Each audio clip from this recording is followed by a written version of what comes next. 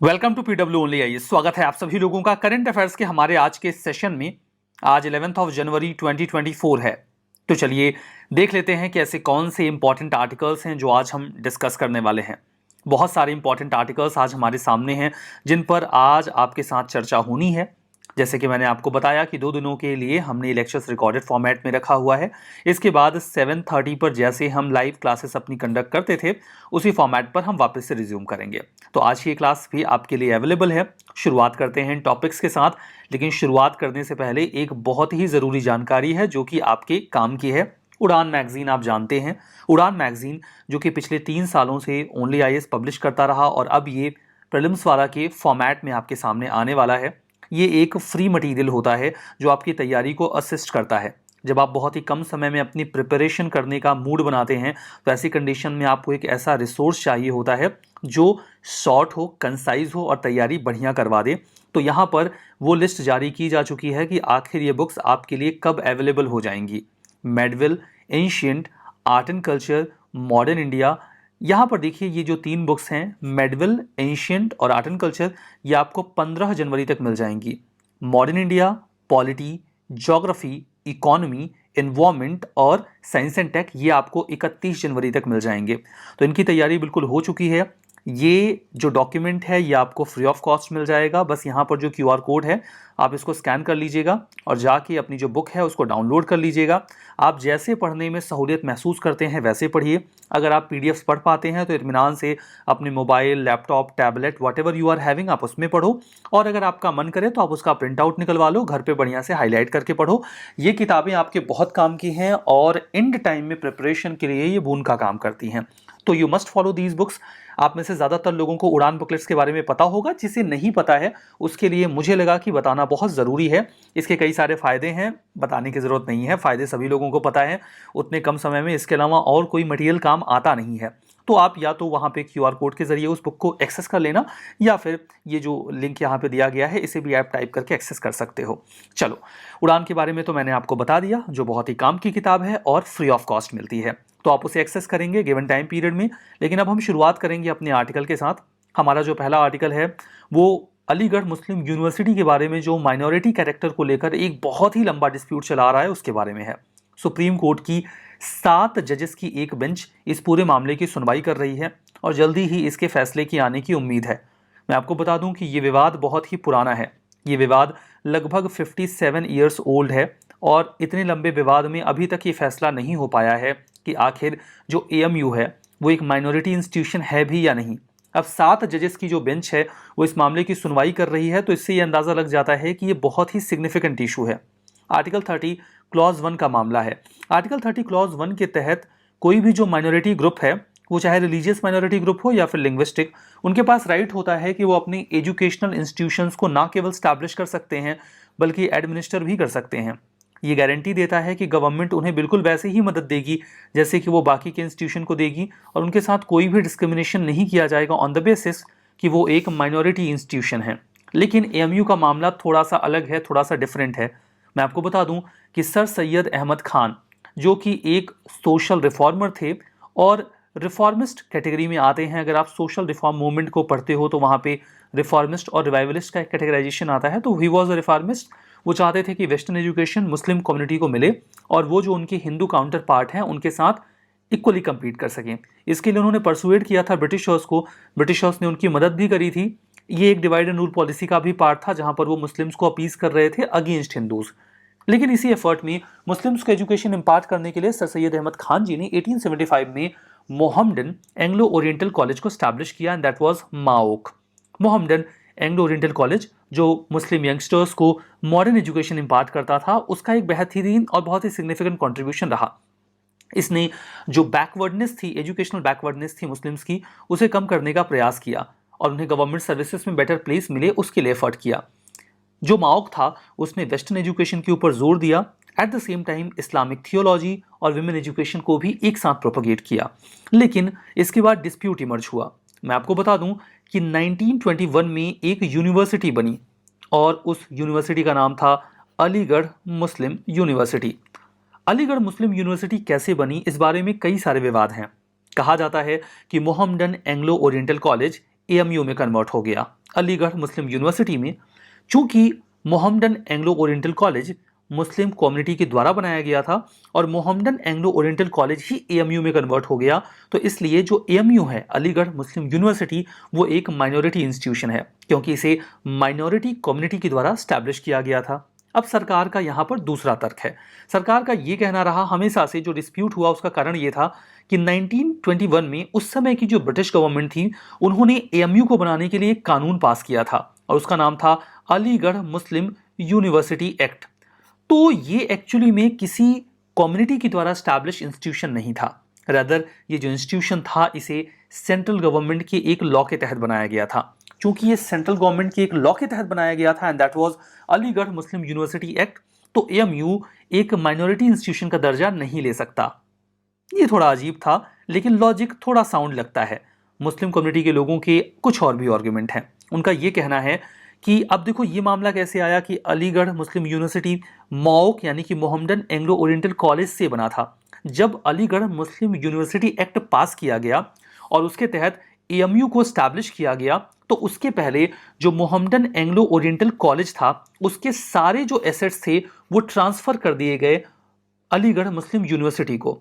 अब यहाँ पे दो आर्गुमेंट बनते हैं। मुस्लिम कम्युनिटी का ये कहना है चूंकि सारे एसेट्स जो माओक के थे मोहम्मडन एंग्लो ओरिएंटल कॉलेज के वो अलीगढ़ मुस्लिम यूनिवर्सिटी के पास चले गए और Mohammedan Anglo Oriental college Muslim community ने बनाया था, तो एएमयू को ये मान लिया जाए कि मुस्लिम कम्युनिटी ने बनाया था। जबकि जो इसे अपोज करते हैं उनका आर्गुमेंट साफ है कि देखो भाई साहब, केवल एसेट ट्रांसफर कर देने से ये थोड़ी कहा जा सकता है कि एएमयू जो है वो मुस्लिम कम्युनिटी ने बनाया। आर्गुमेंट तो ये है कि जो एएमयू है वो सेंट्रल गवर्नमेंट की एक लॉ से बना है। मुस्लिम कम्युनिटी का एक आर्गुमेंट ये भी है कि उसके जमीन और एसेट को खरीदने के लिए मुस्लिम कम्युनिटी ने चंदा इकट्ठा किया था। काउंटर आर्गुमेंट में ये आता है कि चंदा केवल मुस्लिम कम्युनिटी ने नहीं दिया था, बल्कि गवर्नर जनरल ने भी अपनी ओर से फंडिंग करी थी, गवर्नमेंट फंडिंग भी इन्वॉल्व थी। तो एएमयू केवल माइनॉरिटी कम्युनिटी की फंडिंग से नहीं बना था, बल्कि गवर्नमेंट फंडिंग और गवर्नर जनरल जो कि उस समय वायसराय माने जाते थे उनकी फंडिंग भी यहाँ पर इन्वॉल्व थी। तो अकेले मुस्लिम कम्युनिटी ने इसे नहीं बनाया है। ये कई सारे आर्गुमेंट के बीच में जो आर्गुमेंट काउंटर आर्गुमेंट का खेल रहा, जहां पे मुस्लिम कम्युनिटी ने बोला कि हमने कंट्रीब्यूट किया, वहीं जो अपोजिशन आर्गुमेंट आया वो ये था कि सेंट्रल गवर्नमेंट का लॉ बना है, सरकार ने भी फंडिंग करी थी। लेकिन इस पूरे मामले में एक बात उलझ सी गई और वो ये था कि मोहम्मडन एंग्लो ओरिएंटल कॉलेज क्या सच में जो वो बनता है एएमयू अलीगढ़ मुस्लिम यूनिवर्सिटी, तो क्या वो सच में एक माइनॉरिटी इंस्टीट्यूशन था। इस मुद्दे पर विवाद 1951 और 65 में भी आया। ये विवाद आगे चलता रहा कि क्या एएमयू एक मुस्लिम या फिर माइनॉरिटी कम्युनिटी है। अब यहाँ पर 1951 में और 1965 में जो एक्ट आए उन्होंने स्ट्रक्चर और गवर्नेंस एएमयू का चेंज कर दिया।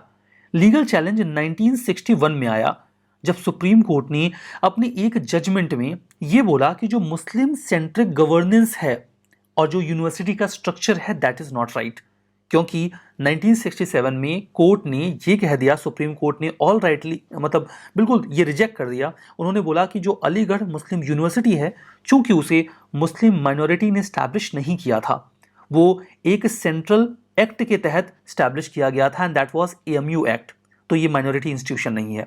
1967 का जो जजमेंट था सुप्रीम कोर्ट का, ये काफ़ी सिग्निफिकेंट था क्योंकि इसके बाद एएमयू ने अपना माइनॉरिटी का दर्जा खो दिया। एएमयू ने अपना माइनॉरिटी का दर्जा खो तो जरूर दिया, लेकिन मुस्लिम्स ने इस पूरे सुप्रीम कोर्ट के जजमेंट के अगेंस्ट में प्रोटेस्ट करना जारी रखा। ये मामला 1981 में फिर से हाईलाइट हो गया जब सुप्रीम कोर्ट के दो जजेस की जो एक बेंच थी इसने इस मुद्दे को संज्ञान में ले लिया। उन्होंने कहा कि ऐसा प्राइमा फेसिया नहीं लगता कि जो एएमयू है वो माइनॉरिटी इंस्टीट्यूशन नहीं है, इस पर पुनर्विचार किया जाना चाहिए। समझने वाली बात यह है कि इसके पहले जो सुनवाई हुई थी जिसका अभी हम जिक्र कर रहे थे 1967 में, ये 5 जजेस की एक बेंच के द्वारा सुना गया केस था, यानी कि ये कॉन्स्टिट्यूशनल बेंच के द्वारा सुना गया केस था। तो 2 जजेस की एक बेंच अगर इस बारे में कंसिडरेशन ले भी ले तो कोई जजमेंट ग्रांट नहीं कर सकती, क्योंकि सुप्रीम कोर्ट का फैसला तभी पलटा जा सकता है जब उससे ज्यादा जजेस की बेंच बैठे। 2 जजेस की ये बेंच केवल रिकमेंडेशन ही दे पाई। उन्होंने बोला कि 7 जजेस की एक बेंच अब बैठनी चाहिए जो इस मामले में रिकंसिडरेशन करे कि एएमयू एक माइनॉरिटी इंस्टीट्यूशन है या नहीं है। इसके बाद कई सारी पिटीशंस, काउंटर पिटीशंस एएमयू के खिलाफ जाती रही, क्योंकि एएमयू अब माइनॉरिटी इंस्टीट्यूशन तो नहीं रह गया था, लेकिन वो एक माइनॉरिटी इंस्टीट्यूशन की तरह बिहेव करता था। एग्जाम्पल के तौर पे कि उनके एडमिनिस्ट्रेशन में ज़्यादातर मुस्लिम्स को एंट्री दी जाती थी। एट द सेम टाइम एक माइनॉरिटी इंस्टीट्यूशन 50% सीट्स उस माइनॉरिटी के लिए रिजर्व कर सकता है, तो एएमयू 50% सीट्स मुस्लिम्स के लिए रिजर्व कर दिया करता था, जबकि उसके पास माइनॉरिटी का दर्जा नहीं था। तो इसके अगेंस्ट में कई सारी पिटीशंस, काउंटर पिटीशंस जाती रहती थी। इलाहाबाद हाई कोर्ट ने 2005 में मुद्दे को संज्ञान में लिया। उन्होंने बोला कि 1981 में जो एक्ट तैयार किया गया या जो संज्ञान लिया गया यहाँ पे कोर्ट के द्वारा, सुप्रीम कोर्ट के द्वारा, वो गलत है, और उसके लिए जो कानून बनाया गया था वो भी गलत है। 1967 में सुप्रीम कोर्ट ने जो बात कही थी वो बिल्कुल सही है। इलाहाबाद यहाँ पर जो हाई कोर्ट है उसका बिल्कुल यही कहना था कि एएमयू के पास माइनॉरिटी का स्टेटस नहीं है। फिर से पिटीशंस जाती हैं हाई कोर्ट के डिसीजन के अगेंस्ट में, और ये मामला पहुंच जाता है सुप्रीम कोर्ट में 2006 में। सुप्रीम कोर्ट में ये मामला काफी लंबे समय तक चलता रहा। एनडीए गवर्नमेंट जब आती है 2014 के बाद, तो उन्होंने 2016 में जो भी अपील की गई थी एएमयू की तरफ से, सरकार ने जो अपील रखी हुई थी कि एएमयू को माइनॉरिटी स्टेटस दे दिया जाए, उन्होंने अपनी अपील वापस ले ली। उन्होंने बोला कि इंडिया एक सेक्युलर स्टेट है और यहाँ पर किसी को, इतने बड़े इंस्टीट्यूशन को माइनॉरिटी का दर्जा देना सही नहीं है। 2019 में 3 जजेस की बेंच के पास ये मामला था, लेकिन ऑब्वियस सी बात थी वो जजमेंट नहीं दे सकते थे, क्योंकि इसके पहले का जजमेंट 5 जजेस की बेंच का था। तो उन्होंने चुपचाप ये मामला एक 7 जजेस की बेंच को सौंप दिया। तो 2019 के बाद से एएमयू की जो पूरी कंट्रोवर्सी है अब ये 7 जजेस की बेंच के पास है। अब ये जो फैसला सुनाएंगे वो होगा फाइनल, क्योंकि ये चाहें तो 1967 के उस फैसले को पलट सकते हैं, जिसका जिक्र अभी तक होता रहा, क्योंकि वो 5 जजेस का फैसला था।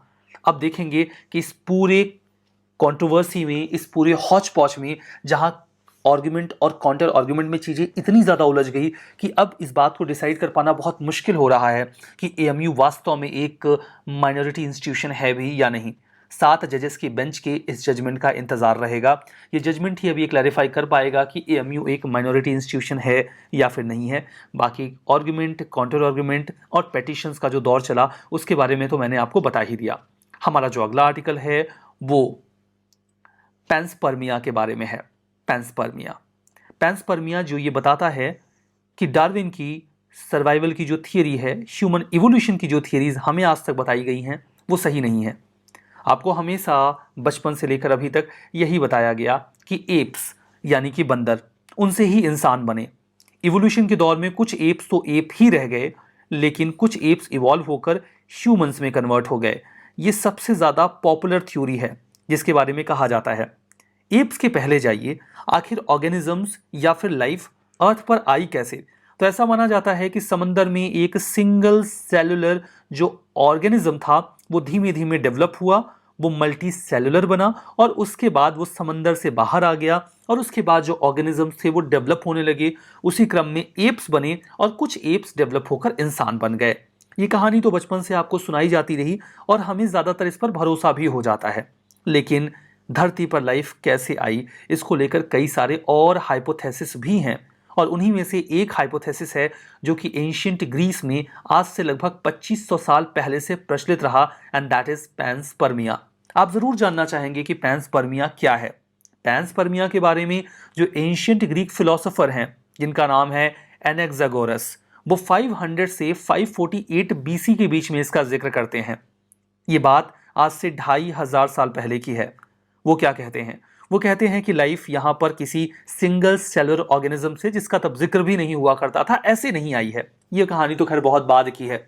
वो कहते हैं कि एक्चुअली में यूनिवर्स में लाइफ के सीड्स फ्लोट करते रहते हैं, मतलब लाइफ कहीं पर भी पैदा हो सकती है। यूनिवर्स में लाइफ को जनरेट करने वाले ऑर्गेनिजम्स तैर रहे हैं, और वो किसी एक प्लेनेट की तलाश में रहते हैं जहां पर लाइफ के लिए सूटेबल कंडीशन हो। ऐसा ही कोई सीड, ऐसा ही कोई एक ऑर्गेनिज्म जो लाइफ क्रिएट करने की कैपेबिलिटी रखता था, धरती तक आ गया, और धरती पर आने के बाद उसने यहाँ पर ऑर्गेनिजम्स को डेवलप किया और उसी से इंसान बन गए।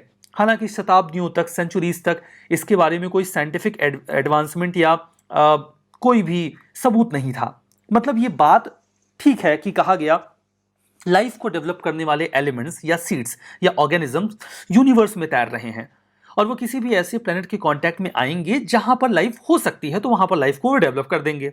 लेकिन हम सभी लोगों को पता है कि जो यूनिवर्स है वो कोल्ड है, वो डेड है, वहां जाने के बाद कुछ भी लाइफ बच नहीं पाती। ये बात इसीलिए थोड़ी सी इलॉजिकल सी लगती थी। लेकिन 19वीं सेंचुरी में कुछ रिसर्चर्स आए जैसे कि स्वांते एरहेनियस।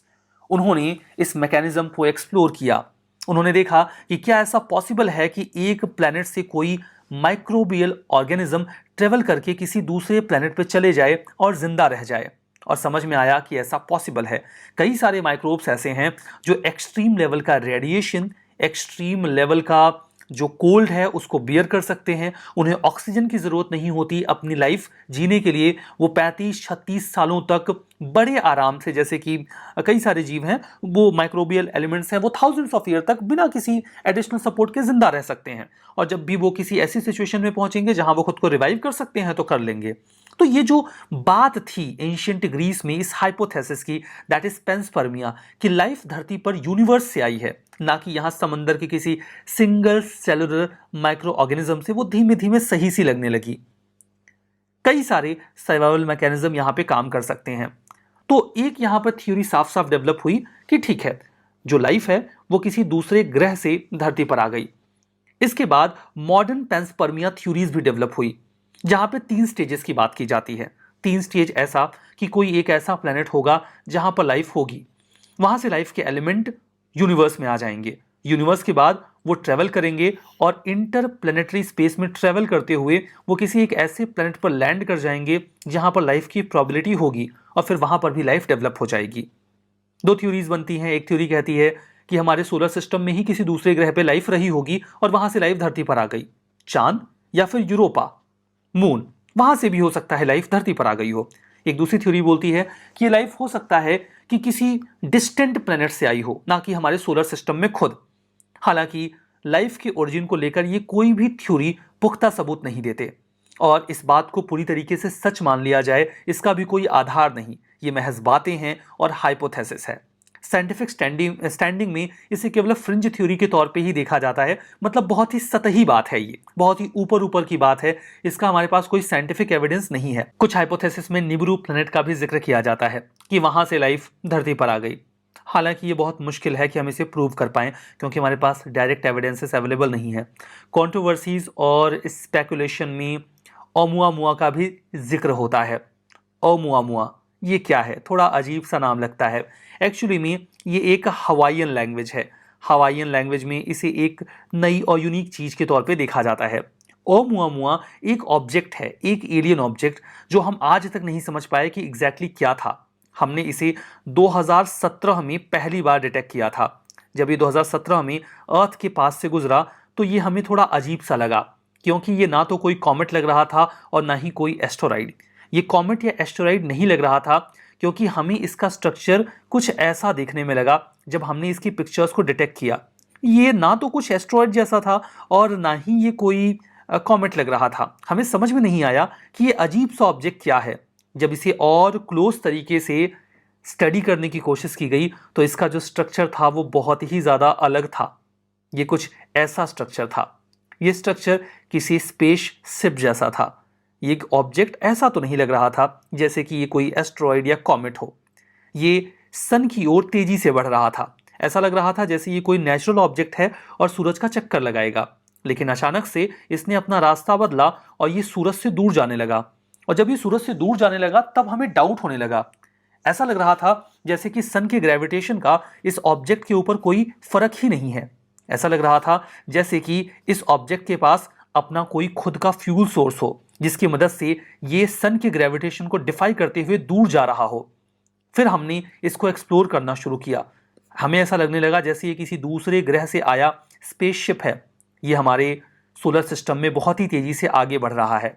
उम्मीद है कि जिस स्पीड से ये आगे बढ़ रहा था, इसकी स्पीड बहुत ज़्यादा थी, वो किसी नेचुरल ऑब्जेक्ट जैसी नहीं लग रही थी। इसीलिए हमने इसे एक स्पेसशिप की तरह देखना शुरू किया। ऐसा महसूस होने लगा कि अगर ये हमसे जल्दी ही दूर चला गया तो हमें इसके बारे में कभी भी कुछ भी पता नहीं चल पाएगा। ये जिस स्पीड से जा रहा था उस स्पीड से अभी इसे प्लूटो के आसपास होना चाहिए, अगर इसकी स्पीड और ज़्यादा बढ़ ना गई हो तो। और हमारे पास कुछ 2057 जो ईयर है 2057 तब तक का टाइम है, क्योंकि 2057 के बाद जिस स्पीड से ये ऑब्जेक्ट गया था ये हमारे सोलर सिस्टम को क्रॉस कर जाएगा। तो ले देखिए 2057 तक का समय है, ये ऑब्जेक्ट हमारे सोलर सिस्टम में रहेगा। और अगर तब तक हम इसके बारे में कोई जानकारी इकट्ठा कर पाए, जिसके लिए एफर्ट्स किए जा रहे हैं, तो ओमुआमुआ एग्जैक्टली क्या था जो 2017 में धरती के पास से गुजरा और सन की ग्रेविटेशन को डिफाई करते हुए उल्टे डायरेक्शन में तेजी से निकल गया। हम इसके बारे में पता कर पाए तो शायद कुछ जानकारी मिले। ये भी पैंसपर्मिया थ्योरी को बढ़ावा देता है कि ऐसा कोई ऑब्जेक्ट है, कुछ एलियंस हैं जो हो सकता है धरती पर लाइफ को ना केवल स्टैब्लिश करके गए हों बल्कि वो इसे ओवरसी भी करते हों। चलिए अगले आर्टिकल पे चलते हैं। हमारा अगला आर्टिकल एंटी डंपिंग ड्यूटी के बारे में है, जो कि हाल ही में 3 चाइनीज प्रोडक्ट के ऊपर लगाई गई है, वो भी 5 सालों के लिए। वो 3 प्रोडक्ट्स कौन से हैं? उसमें पहला है व्हील लोडर्स।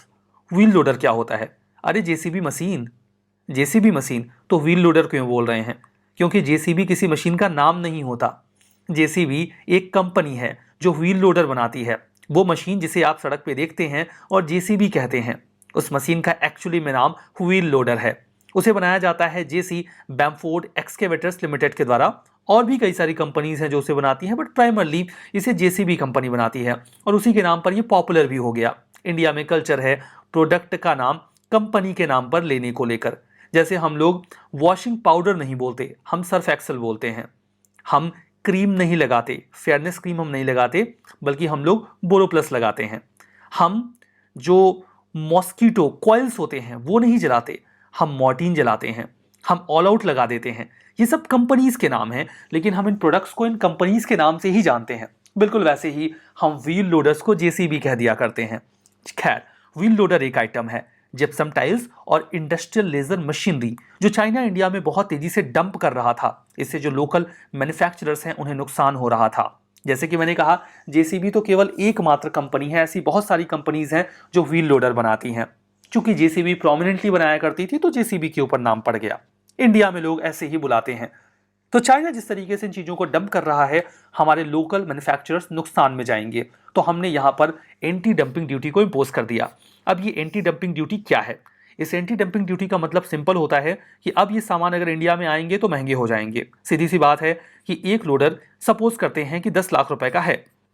सरकार ने इसके ऊपर 10% की एंटी डंपिंग ड्यूटी लगा दी। अब ये इंडिया में आने के बाद 11 लाख का हो जाएगा।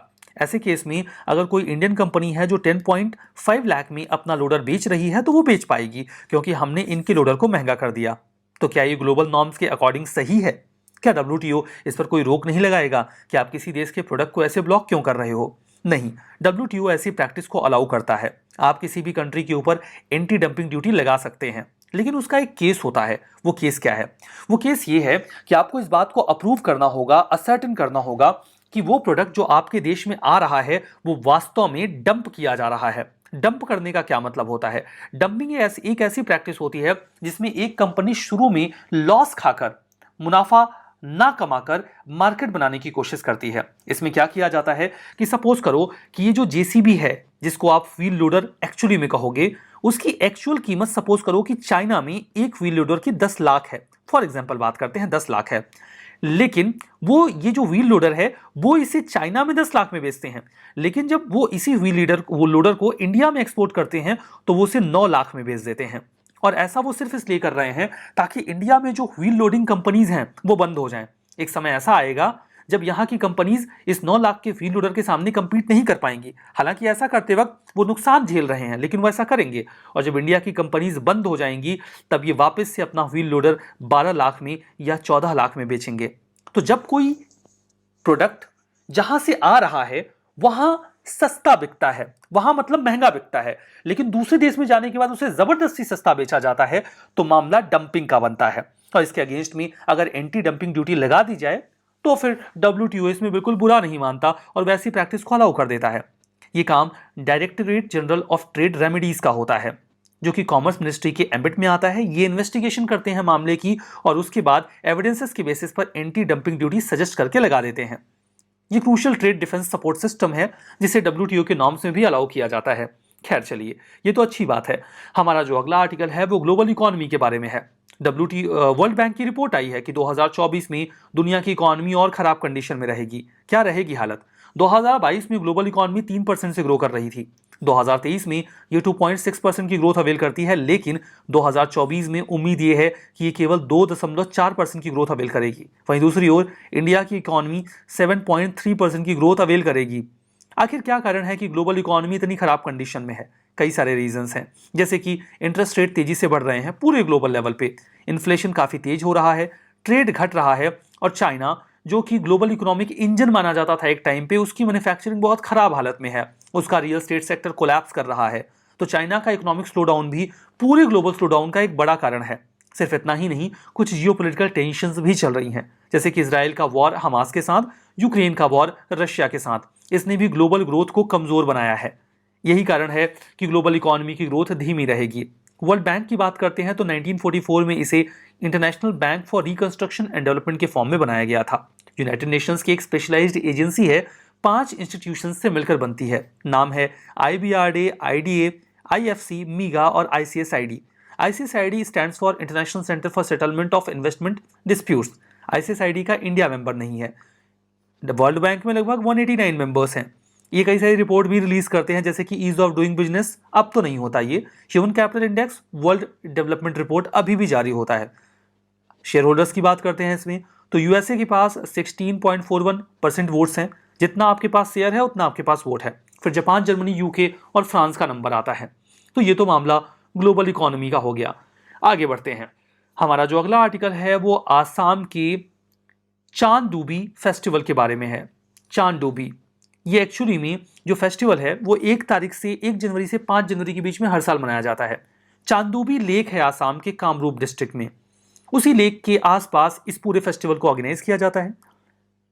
ये आसाम का न्यू ईयर होता है, लोकल न्यू ईयर। वहां पे लोकल फोक कल्चर, एथनिक खाना पीना, हैंडलूम, ड्रेसेस और बोटिंग वगैरह को शोकेस किया जाता है।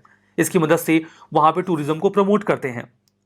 आसाम का जो बायोडाइवर्सिटी हॉटस्पॉट है और जो लेक है वो काफ़ी सिग्निफिकेंट है। इसमें फोकस किया जाता है कि हमें वाटर बॉडीज़ को बचाना चाहिए, क्योंकि वो सोर्स ऑफ लाइवलीहुड होते हैं। यहाँ पे जो ट्राइब्स हैं जैसे कि राभास, गारोस, गोरखास और टी ट्राइब्स, वो अपने प्रोडक्ट्स बेच पाते हैं, उन्हें कुछ एवेन्यूज़ और मौके मिलते हैं। ये लेक नेचुरल लेक है, हाँ बिल्कुल नेचुरल है, लेकिन ये अर्थक्वेक से बनी थी 1897 में। 1897 के पहले ये लेक नहीं थी। चांदूपी, चांद और डूबी 2 शब्दों से मिलकर बना है, मतलब यहां पर चांद आपको डूबता हुआ दिखेगा, तो चांदूबी नाम रख दिया। बना तो ये नेचुरल डिजास्टर से था, लेकिन बाद में लोकल इकोनॉमी के लिए बहुत खास बन गया। कहते हैं ना, every disaster has an opportunity. तो ये जो अर्थक्वेक आया और इससे जो ये लेक बनी वो आसपास के लोगों की लाइवलीहुड को सपोर्ट करने लगी, और यहाँ पर एक्वेटिक फ्लोरा और फौना भी डेवलप हो गए। चलिए, जो हमारा अगला आर्टिकल है वो के शेप्ड इकोनॉमिक रिकवरी के बारे में है। कोविड-19 के बाद जो रिकवरी हुई उसे के शेप्ड रिकवरी कहा गया। मतलब इकोनॉमी के कुछ सेक्टर तेजी से ग्रो कर गए, जबकि कुछ सेक्टर्स ग्रो ही नहीं कर पाए।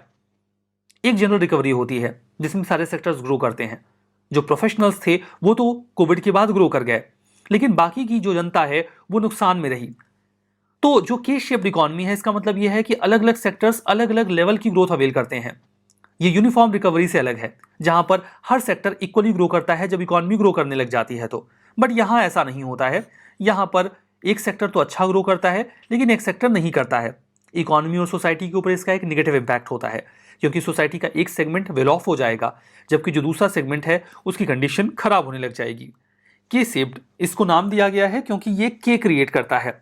सिग्निफिकेंस ये है कि ये सोसाइटी के अनइक्वल डिस्ट्रीब्यूशन के बारे में बेहतर जानकारी देता है और इकोनॉमिक रिकवरी के ट्रेंड को सही तरीके से इवेल्युएट करने में भी मदद करता है। एसबीआई का क्या कहना है? एसबीआई का ये कहना है कि जो के शेप्ड इकोनॉमिक रिकवरी को लेकर इतना हल्ला मचाया जाता है ये गलत बात है। इंडिया की जो इकोनॉमिक रिकवरी है वो यूनिफॉर्म है, लगभग हर सेक्टर ग्रो किया है। ऐसा नहीं है कि एक सेक्टर ग्रो किया और एक नहीं किया, ये बात गलत है। ये एसबीआई का कहना है। एसबीआई अगर ऐसा कह रहा है तो अपनी रिपोर्ट में, तो उसका आर्गुमेंट क्या है?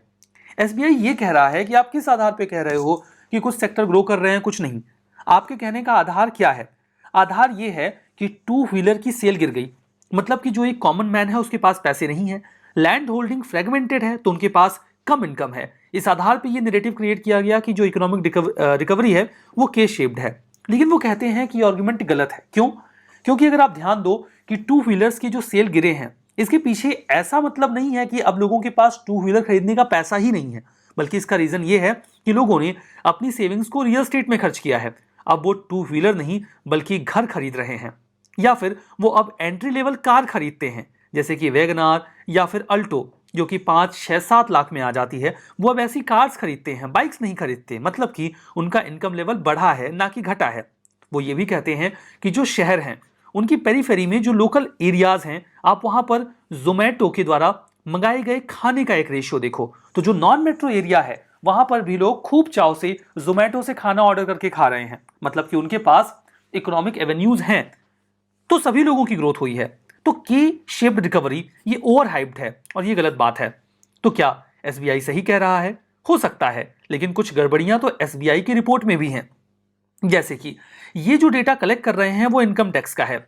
इनकम टैक्स के डेटा के बेसिस पे ये साबित करना चाहते हैं कि लोगों के पास खूब पैसा आ रहा है। बट इनको समझना चाहिए कि इंडिया की एक बहुत बड़ी आबादी या तो इनफॉर्मल सेक्टर में काम करती है, या अगर वो फॉर्मल सेक्टर में काम करती भी है तो वो डायरेक्ट टैक्स पे ही नहीं करती। एक बहुत छोटी सी पॉपुलेशन है जो इनकम टैक्स पे करती है। तो इनकम टैक्स पे करने वाली आबादी के बेसिस पे ये बोलना कि हाँ इकोनॉमिक रिकवरी के शेप नहीं है, गलत बात होगी।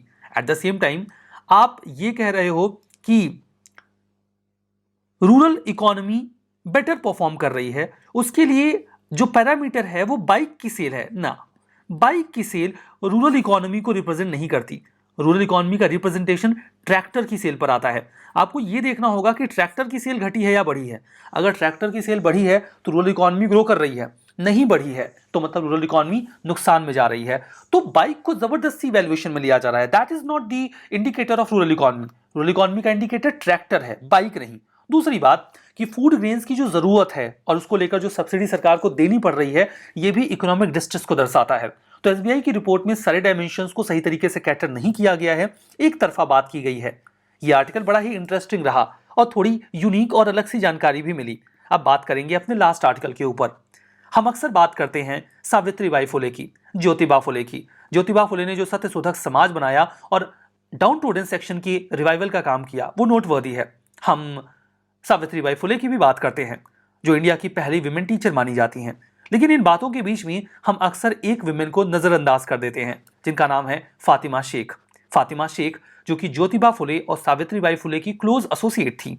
सावित्रीबाई फुले से उनकी अच्छी दोस्ती थी और सावित्रीबाई फुले ने उनको इनकरेज किया था, उन्हें एक स्कूल की जिम्मेदारी भी सौंपी थी कि वो वहां पर बच्चों को पढ़ाएं। और इस लिहाज से वो इंडिया की पहली विमेन टीचर, मुस्लिम टीचर बन गई थी। ये पहली मुस्लिम विमेन टीचर बन गई थी। एजुकेशन में उनका कंट्रीब्यूशन काफी सिग्निफिकेंट था। उन्होंने फुलेज के साथ कोलैबोरेट किया और स्कूल एजुकेशन में एक की रोल प्ले किया। फुलेज ने, जब सावित्रीबाई फुले जी बीमार हुआ करती थी, मतलब जो ज्योतिबा फुले जिस समय बीमार हुआ करते थे, तो सावित्रीबाई फुले ने फातिमा को जिम्मेदारी दी कुछ स्कूल को संभालने की, और वो उन्होंने बखूबी किया। हालांकि उनके बारे में हमें बहुत सिग्निफिकेंट हिस्टोरिकल रिकॉर्ड्स नहीं मिलते और पॉपुलर हिस्ट्री में उनका कुछ खास जिक्र भी नहीं मिलता। At the same time historical connection अगर हम देखें तो वो लोअर कास्ट जुलाहा कम्युनिटी से बिलोंग करती थी। उनकी फैमिली ओरिजिनली आगरा में रहती थी, लेकिन जब वहां पे फैमिन आया तो वो लोग माइग्रेट कर जाते हैं बॉम्बे। पुणे में वो पर्शियन सीखती हैं और उनकी एजुकेशनल जर्नी वहीं पे शुरू होती है। वहीं पे उनकी मुलाकात होती है फुले फैमिली से। मुस्लिम सत्यशोधक समाज उनके नाम से एक अवार्ड भी रन करता है। उनका कंट्रीब्यूशन कल्चरली और एजुकेशनल पॉइंट ऑफ व्यू से काफी ज्यादा इंपॉर्टेंट रहा। तो ये तो बात हो गई फातिमा शेख के बारे में। चलिए, लास्ट सेशन में मैंने आपसे एम स्ट्रिप्स के बारे में सवाल पूछा था। 2017 के प्रीलिम्स का क्वेश्चन था। बी सही आंसर है। ये टाइगर रिजर्व्स को मेंटेन करने में मदद करता है। अगला सवाल जो आज मैं आपके लिए पूछ रहा हूं वो 2011 में पूछा गया क्वेश्चन है। इंडिया में अगर किसी को नेशनल माइनॉरिटी का दर्जा दे दिया जाए तो इसमें क्या खास होता है? इसके बाद वो कम्युनिटी अपने एजुकेशनल इंस्टीट्यूशंस को एक्सक्लूसिवली एडमिनिस्टर कर सकती है, स्टैब्लिश कर सकती है। दूसरा कि प्रेसिडेंट ऑटोमेटिकली उनकी कम्युनिटी के एक मेंबर को लोकसभा में नॉमिनेट कर देते हैं। तीसरा कि प्राइम मिनिस्टर का जो 15 पॉइंट प्रोग्राम है उसका बेनिफिट उनको मिलने लग जाता है। आपको बताना है कौन सा स्टेटमेंट करेक्ट, कौन सा इनकरेक्ट है। ठीक है, नाउ आपको पता है कि इस सेशन की पीडीएफ आपको मेरे टेलीग्राम चैनल पे मिल जाएगी, जिसका QR कोड आपके सामने है। आप इसको स्कैन करके वहां जा सकते हैं। 4000 से ज़्यादा लोगों ने ऑलरेडी उस चैनल को ज्वाइन कर रखा है। अगर आपने उसे अभी तक भी ज्वाइन नहीं किया है तो आप इसे स्कैन करके ज़रूर से ज्वाइन कर लीजिए। या फिर नीचे एड्रेस भी दिया गया है, वो टाइप कर लीजिएगा। सेशन के एंड में जैसे कि मैं आपसे एक मैप बेस्ड क्वेश्चन पूछता हूं, वो मैप बेस्ड क्वेश्चन वापस से आपके सामने है। ये अफ्रीका का मैप और यहाँ पर ये जो हाईलाइटेड कंट्री आपको ब्लू कलर में दिख रही है, मैं तो बस इतना ही चाहता हूं कि आप इसका नाम मुझे बता दीजिए। इसकी कैपिटल बता देंगे तो मैं और ज़्यादा खुश हो जाऊंगा। तो आप इसकी नाम और कैपिटल कमेंट बॉक्स में मेंशन करिए और यही आपका टास्क होगा। इसी के साथ आज के इस सेशन को एंड करेंगे विद द होप कि आपने इस सेशन को एंजॉय किया, आपको मजा आया और आपकी करंट अफेयर्स की preparation by this video, by this session बहुत बढ़िया चल रही है। इसी होप के साथ इस सेशन को एंड करते हैं। आप सभी लोगों का बहुत बहुत धन्यवाद।